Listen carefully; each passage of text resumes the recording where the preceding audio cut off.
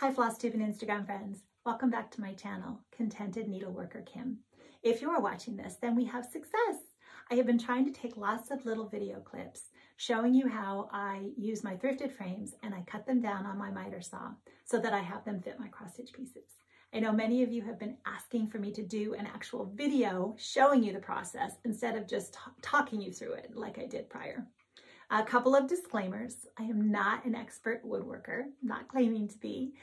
When I first got my miter saw, I know that I watched YouTube videos like unboxings and showing me how to particularly use my model to set it up. I watched safety videos. I am linking a video below that I hope that you will take the time to watch so that you can, hopefully it'll get some tips if you've never used a miter saw before. Just be very cautious, use all the safety gear. Familiarize yourself with your power tool before you use it. My channel is I'm not sponsored. I'm not affiliated. My channel's not monetized. So like I said, I'm just showing you a lot of products, but they're just the products that I use and find helpful. And there are lots of other choices out there. So I'm doing things a little bit differently in a few ways from the first video that I showed you. So let me talk you through either something that I'm doing differently or that I forgot to mention when I did the video clip. So you can see I'm using Ursilia's sampler. She's available from Attic Needlework in Mesa, Arizona. And this is the sampler that I used as an example to walk you through the process. So you'll see a lot of her, or a lot of her frame. And one of the things that I'm doing differently is in the first video, I talked about how I would buy frames and try to break them apart in the corners. And I now like to buy larger frames, and so that I don't have to do that. A lot of times when you break things apart in the corners, you will lose these fasteners. You will chunk up your wood. It's just very difficult. And sometimes getting 4 sides all the same measurement, the accurate measurement, is a little bit more difficult. The way I'm showing you, I only have to do 2 sides.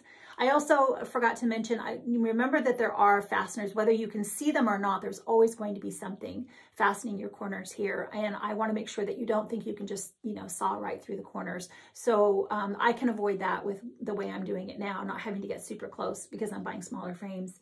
You also want to make sure that you remove all the fasteners, whether they be staples. Mostly they're staples. You buy a thrifted frame, it's got a decor piece in it. It comes with glass and all that.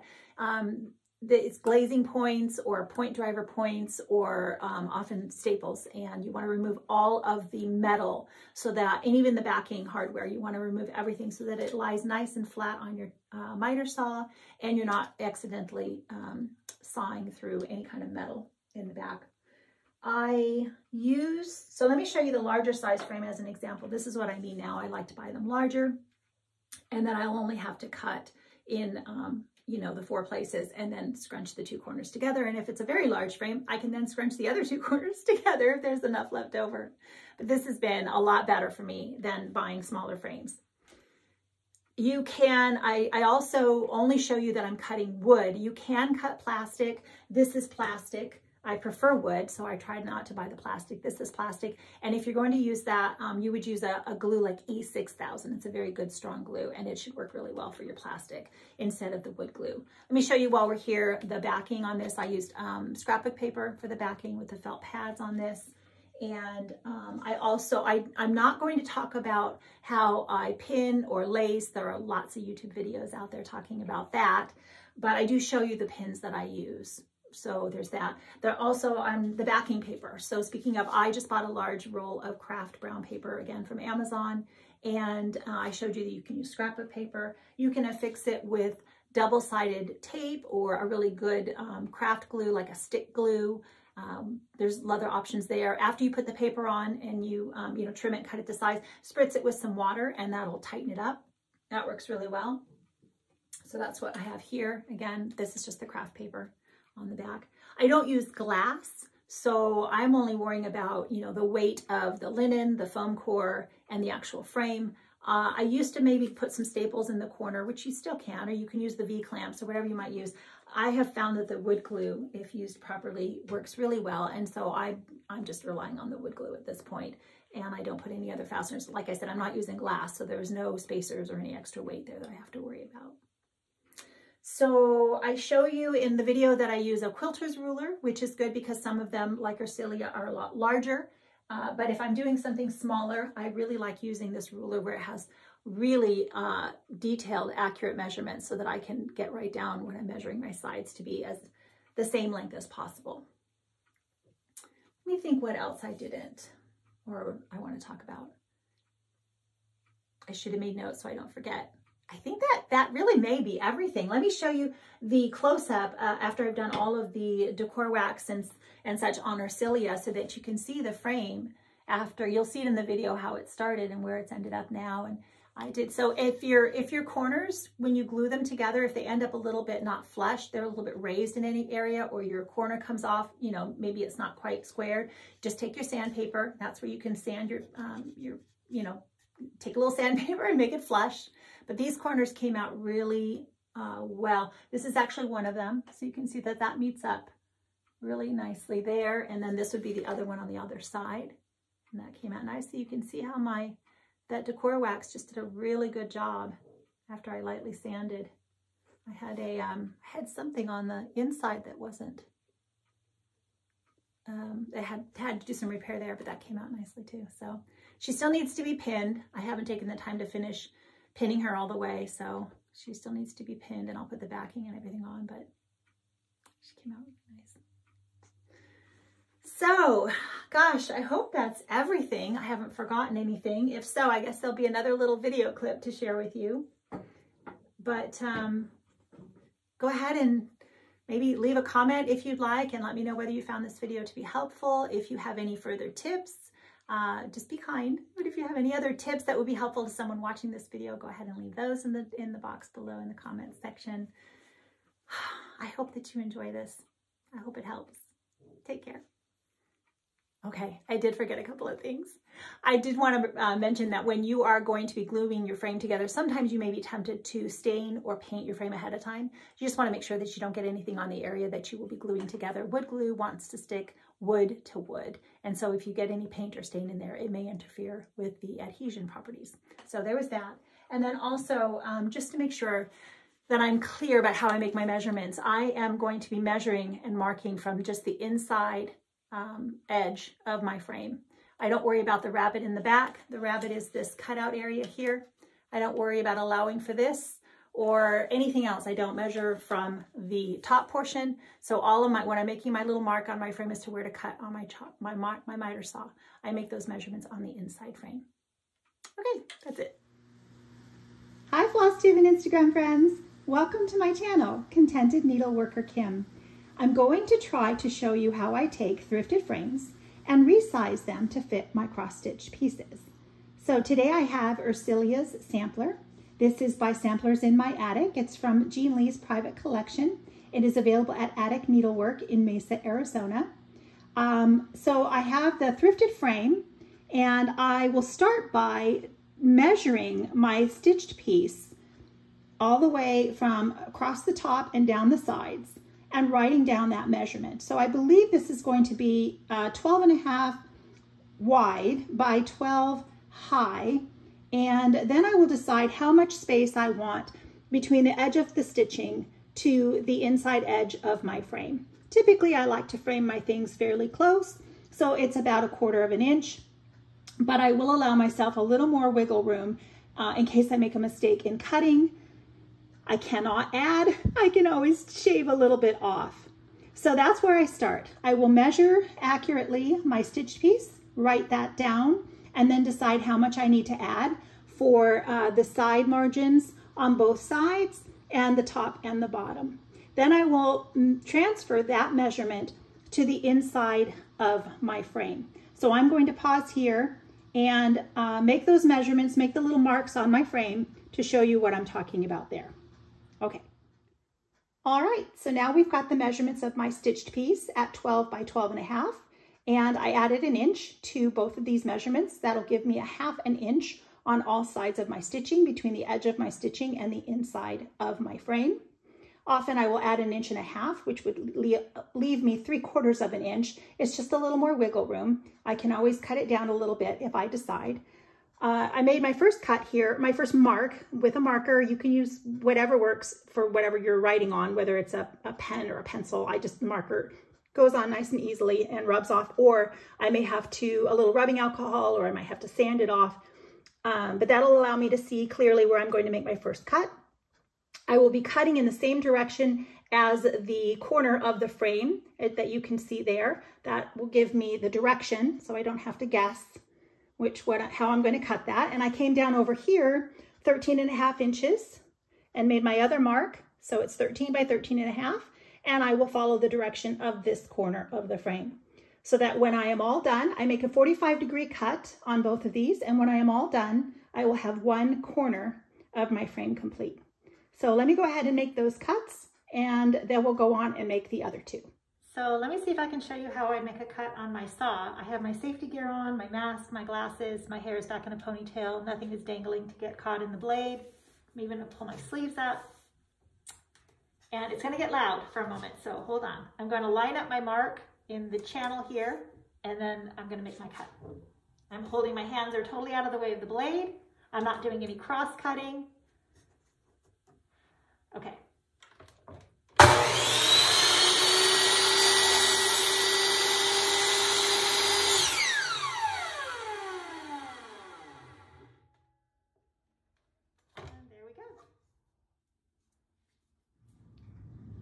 Okay, so let me share my miter saw with you. I'm not recommending any brand over any other. This just happened to be an affordable option for me. I got this as a Christmas present several years ago now. And yes, I did ask for it.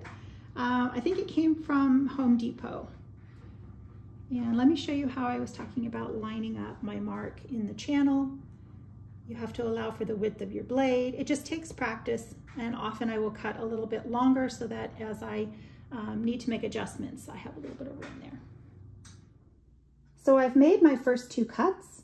I do want to point out that I always wear safety glasses and a mask. I do not know what types of chemicals may be in some of the woods that I'm dealing with. These are thrifted frames. I have no idea. It's always a good idea to protect your lungs as well as your eyes. I use a quilter's ruler because it's the length that I need. A standard 12-inch ruler would not be long enough for this particular frame.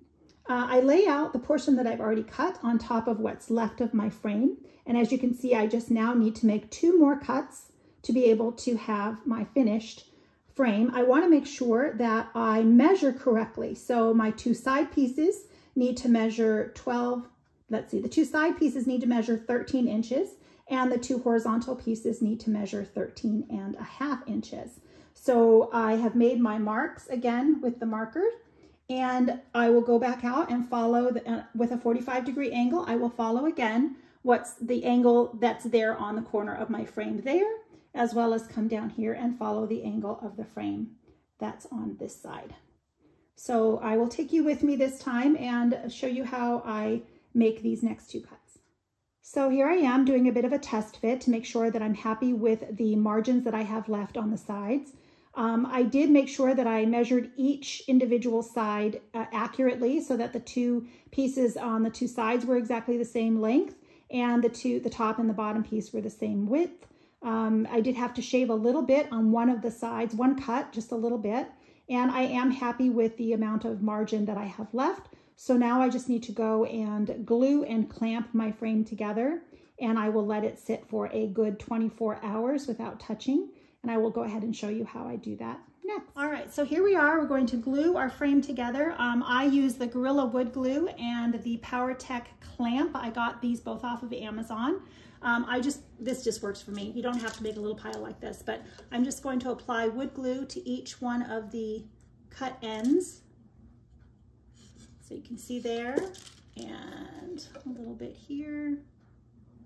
Obviously the excess is going to squeeze out after, and I will wipe that away because any wood glue that's left will, you'll notice it. So you want to make sure that you wipe away any of the excess wood glue after it squeezes out.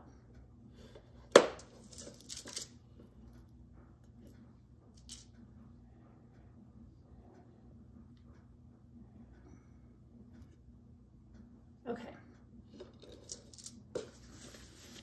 I am doing this inside my home because it's going to be cold this evening. I like my wood glue to be room temperature, and as it cures for the 24 hours, I like it to be room temperature if possible. And I just think you get better adhesion. I'm going to leave this As I mentioned, for 24 hours, I'm not going to touch it. My husband is graciously going to allow me to do this in the home, and we will avoid stepping on it. The only thing he asks is that I don't put it in front of the TV, so that's easy. So let me wipe off as much as I can, all the extra.